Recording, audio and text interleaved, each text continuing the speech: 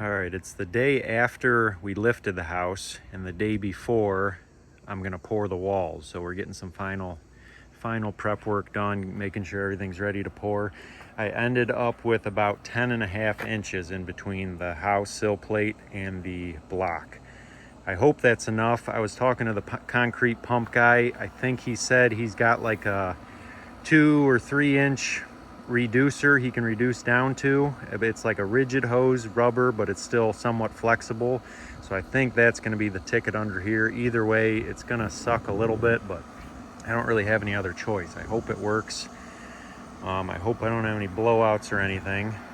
But as far as the lift, I think it went pretty well. It went as planned. It's a lot more work than I thought, but it always is, stuff like that. But it kind of went as planned. It's just we went 1 inch at a time. My electric worked out as I thought. There's enough flex in there. It started to like slightly crack my barn power, just the conduit, but I think it'll be okay. Got to do a couple little things. Got to finish framing out these windows. Got to frame out that other garage door or brace it. I have to put a sleeve in over here for the future new septic pipe. People keep leaving comments about that pipe. That's only temporary. My plan the whole time was to move it along this back wall.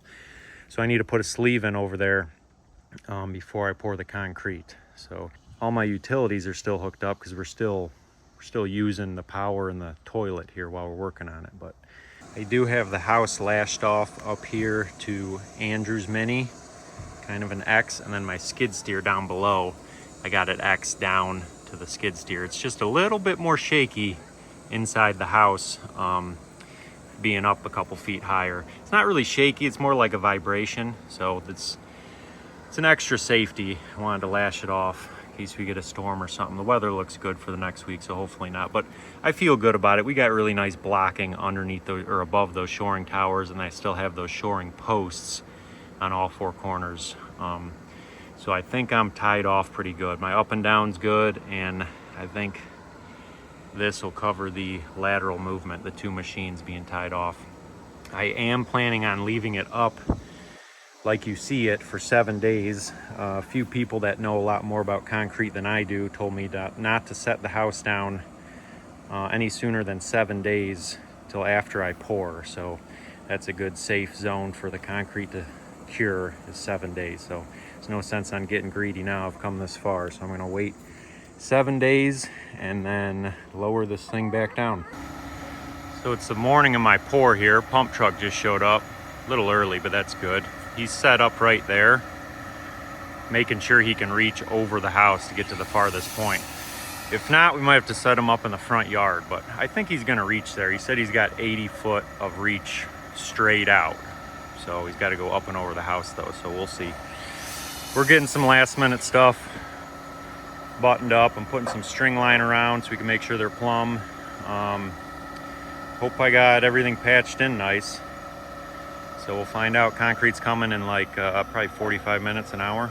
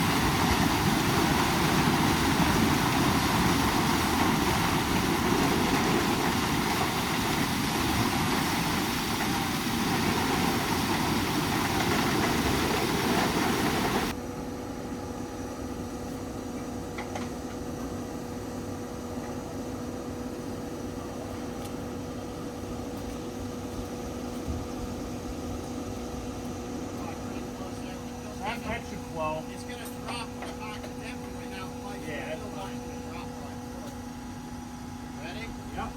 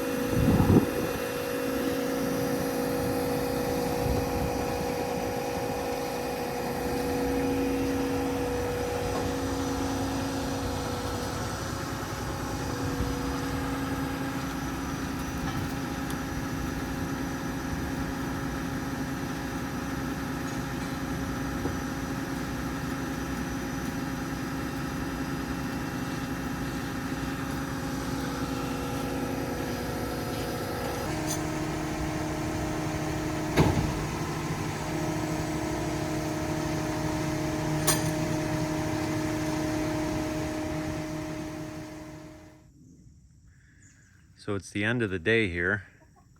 I think overall everything went really well with the pour. It was 35 yards of concrete. There was 4 trucks. I was 1.5 yards heavy left over, which is fine. I didn't want to be short, so I ordered a little bit extra. But yeah, we went around. We did like 3.5 lifts, 3.5 trips around. I started right there and then went around and around. And then by the time I got to that other corner, I was like a block away from filling up. So I just decided to just fill it up. So like 3.5 trips around is what you want to do. You don't want to fill up the whole wall. There's too much pressure if you just go all the way up and around. You want to do a couple loops to even it out, let the lower layer set up a little bit.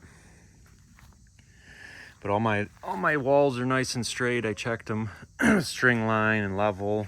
But yeah, everything went well. The operator was really good on the pump truck. The trucks came just in time. I had them a half hour apart.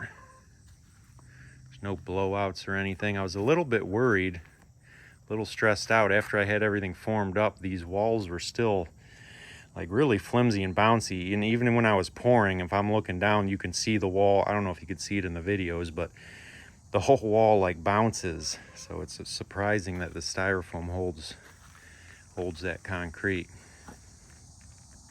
It rained really hard about, I don't know, 2.5 hours after we finished pouring. It downpoured really hard here, but it was set up enough. I don't think it affected anything.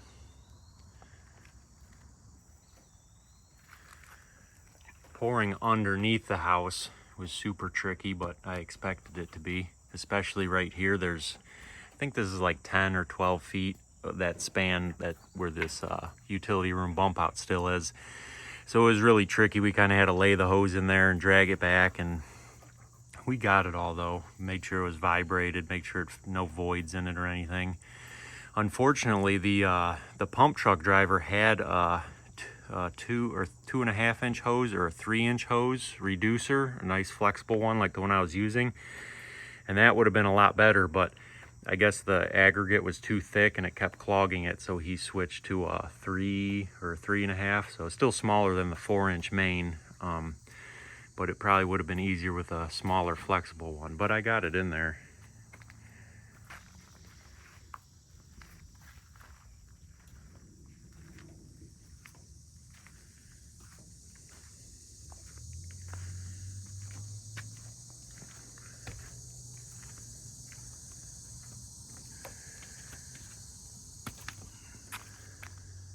Got my column piers poured. There's 3 right here and then 2 underneath the house. I don't know if I got that on film. I got some of my anchor bolts wet set. My floor joists are running this way. So I set the 2 outsides and I set them all underneath there. But I'm gonna drill and anchor these ones because I didn't want to hit. I don't know the layout of my floor joist, so chances are I would have hit at least a couple, so I could just re-drill those later. And this is a beam pocket, so I'm gonna have a beam running down the whole center of the garage with those 3 columns. So yeah, this was a big step to get done. I'm happy. I was stressing over this, but I'm happy to get this pour done. Now all we gotta do is set the house down. I'm gonna wait 7 days before I set the house down. That's what I was told. Don't set it down any sooner than 7 days to make sure this concrete sets up the way it's supposed to. So, but I'll probably do a video on that. I don't know how eventful it'll be. Let me know if anybody wants to see a video of us setting that house down. I don't have to go far. I think I'm up 10 or 11 inches. So that'll be coming up. And then the next projects are gonna be waterproofing, backfill, you know, floor joists. I might pour the basement floor first. I don't know yet. I'm kind of just doing this as I go. So kind of coming up with it as I go, which it's not bad. It's all right because it gives me time to think about how I want to do stuff. But so I don't know the exact order of things, but I appreciate everybody watching. I think it's cool that people think this stuff's interesting. So I'll see you on the next video.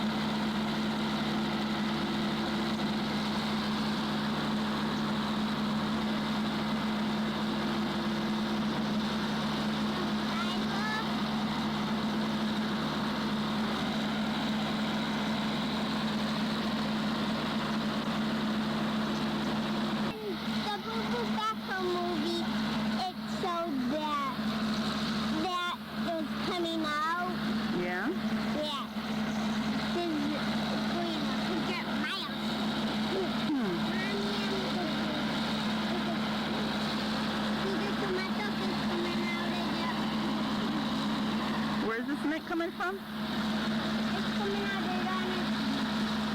And it's coming up and out? Yeah. Is that cool?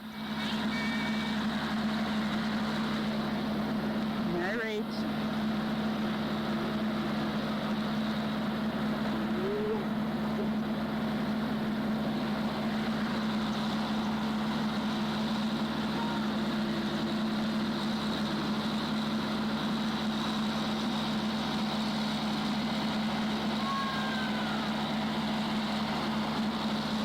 Rachel, don't.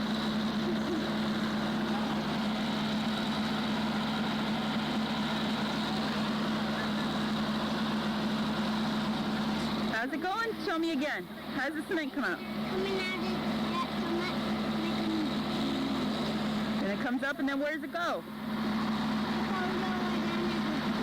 And what is he doing with the cement? But where is the cement going? Out there. Out there, and then he's making, what's he making, a basement?